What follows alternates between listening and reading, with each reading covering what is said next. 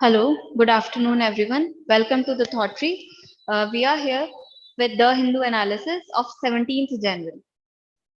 So, first news item is need to make urbanization sustainable. This is in the editorial section से ये यहाँ पर क्या था चाइना में हैवी रेनफॉल होने से कई बार सॉरी चाइना नहीं चेन्नई में हैवी रेनफॉल होने से कई बार फ्लड आने की चांसेस बढ़ जाते हैं। तो उस पे एक एडिटोरियल है कि कैसे हम फ्लड की सिचुएशंस को मिटिगेट कर सकते हैं।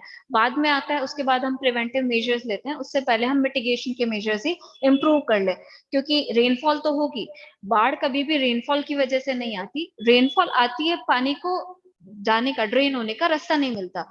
वहां पे हमने क्या किया कि अर्बनाइजेशन की हमारे यहाँ पर प्रॉब्लम है। अर्बनाइजेशन तो हमने कर लिया, लेकिन साथ साथ ये नहीं ध्यान रखा कि जो नेचुरल इंफ्रास्ट्रक्चर था उसको रिप्लेस भी करना है। अगर वहां से हटा दिया तो वहां आर्टिफिशियल एम्बैंकमेंट्स भी बनाना है, आर्टिफिशियल फ्लड प्लेन्स भी बनाना है, ताकि फ्लड ना आए, अर्बन एरियाज फ्लड ना हो, क्योंकि रेनफॉल को तो रोक नहीं सकते, रेनफॉल तो होगी। So that's why this editorial becomes important. यहाँ पर ये हाईलाइट किया गया था कि अर्बनाइजेशन जो है वो सस्टेनेबल करना बहुत जरूरी है। अब sustainable urbanization has become very important, it has become need of the hour. और उसको हम कैसे कर सकते हैं, उसके पीछे रीजन क्या है? क्लाइमेट चेंज हो रहा है, रेनफॉल भी होगी, वो हमारे कंट्रोल में नहीं है। रेनफॉल तो होगी, लेकिन हम फ्लड को मिटिगेट कर सकते हैं।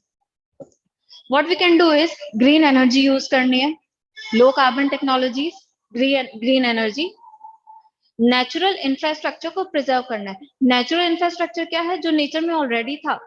जैसे होता क्या है, ये रिवर है, सपोज रिवर आ रही है, ड्रेन कर रही है, इसके आसपास ऐसे नेचुरल एम्बैंकमेंट टाइप होता था, सैंड है। अब ये रिवर किसी सिटी से भी अगर निकल रही है तो उसको फ्लड नहीं करेगी, चाहे बारिश कितनी आ जाए, क्योंकि पानी को ये चीज रोक देगी। ये नेचुरल इंफ्रास्ट्रक्चर है, इसको क्या बोलते हैं? फ्लड प्लेन बोलते हैं। ये फ्लड को होने नहीं देता। लेकिन हमने अर्बनाइजेशन करा, यहाँ पे भी हमने घर बना दिए, यहाँ पे भी हमने घर बना दिए, तो अब पानी जाएगा कहाँ? घर में ही आएगा। दैट्स व्हाई हमको सस्टेनेबल और प्लान्ड अर्बनाइजेशन करने की जरूरत है। यहाँ पर वही हाईलाइट किया, natural infrastructure, for example flood plains हो गया, लेक्स हो गया, फ्लड प्लेन्स, इनको हमको डिस्ट्रॉय नहीं करना है। अगर हम यहाँ अर्बनाइजेशन कर भी रहे हैं तो हमको उस पानी को प्रॉपर चैनलाइज करने की जरूरत है, प्रॉपर ड्रेनेज सिस्टम की जरूरत है।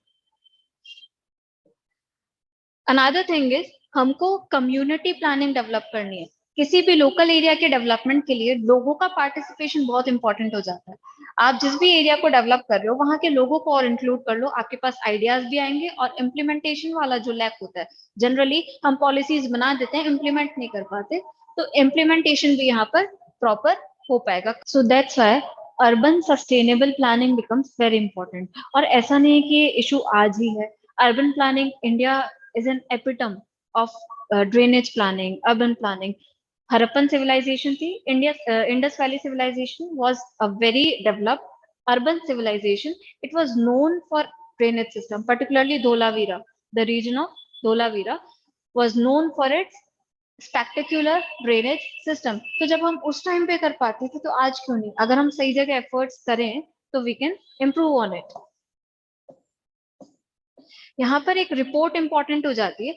ये जो कंसेप्ट है कम्युनिटी प्लानिंग का, कम्युनिटी प्लानिंग वाला कंसेप्ट नीति आयोग ने हमेशा से अपनी रिपोर्ट्स में, अपनी पॉलिसीज में एम्फेसाइज किया है कि आप जब पॉलिसी मेकिंग करते हो, प्रोग्राम इम्प्लीमेंटेशन करते हो, तो कम्युनिटी प्लानिंग को उसका एक पार्ट बनाओ। जितना ज्यादा कोऑपरेटिव होगा सब कुछ, उतना इम्प्लीमेंटेशन इजी होगा।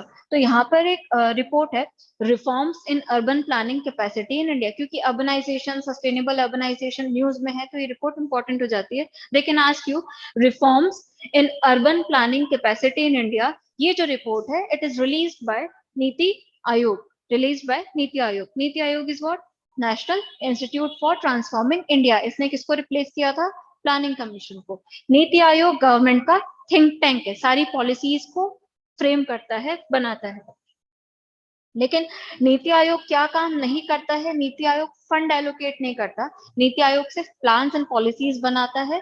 और नीति आयोग फंड एलोकेट नहीं करता, वो काम फाइनेंस कमीशन का। Okay, so that is it for urbanization. Another topic is world War Graves. अब ये न्यूज में क्यों है? क्योंकि हमारा जो नागालैंड है, नागालैंड जो स्टेट है, उसकी कैपिटल है कोहिमा।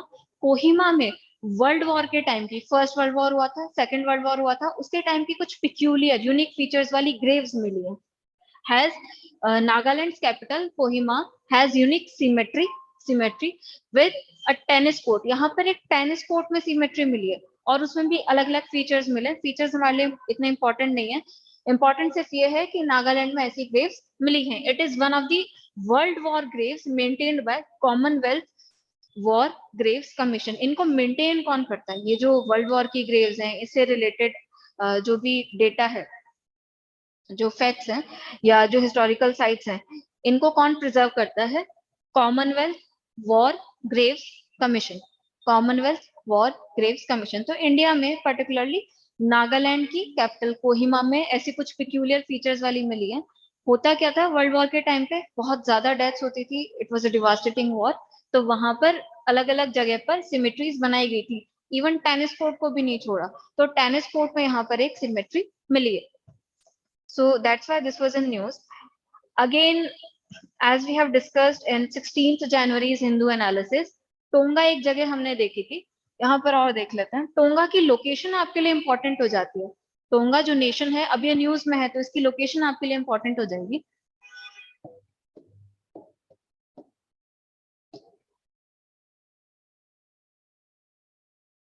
सी दिस, ये जो दिख रहा है ना, वॉल्केनिक इरप्शन हुआ था, under sea volcanic eruption.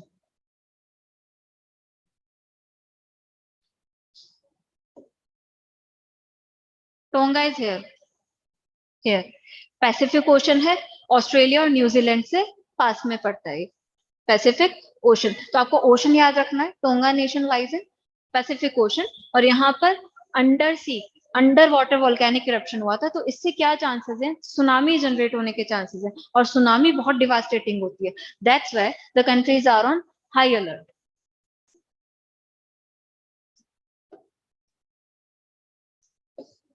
Tonga is Pacific country.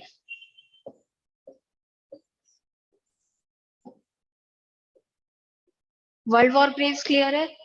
और this report is important, reforms in urban planning capacity in India released by NITI Aayog and the editorial was important. इसके अलावा 17 जनवरी के द हिंदू एनालिसिस में there was nothing very much important, कोई news item ऐसा था नहीं, लेकिन एडिटोरियल अच्छा था। We need to have sustainable urbanisation, ये हमारे सस्टेनेबल डेवलपमेंट गोल्स में भी है, मिलेनियम डेवलपमेंट गोल्स में भी है। So it becomes very important. That is it for 17 January The Hindu analysis. Thank you. Please like, share, and subscribe.